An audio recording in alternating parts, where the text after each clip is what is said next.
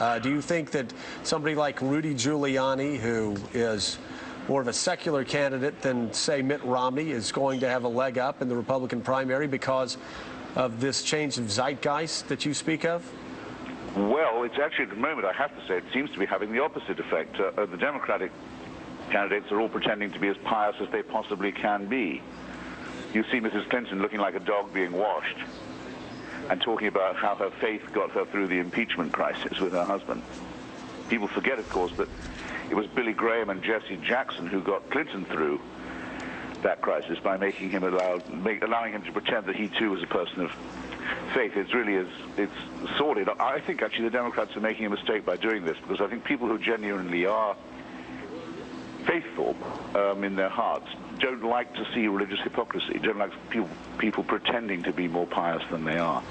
So you think Hillary Clinton is pretending to be religious? You think Barack Obama is pretending to be religious? It can't be that she suddenly decides that she's a person of faith. She's never particularly mentioned it before.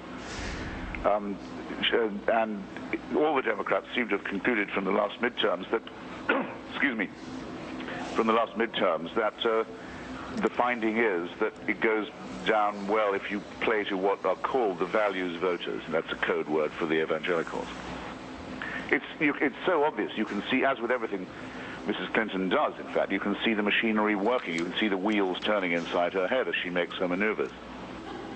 Well, you know, Barack Obama and John Edwards also talking about Jesus. Well, actually, I know the Senator Edwards slightly, and I'm sorry, I've got the frog in my throat.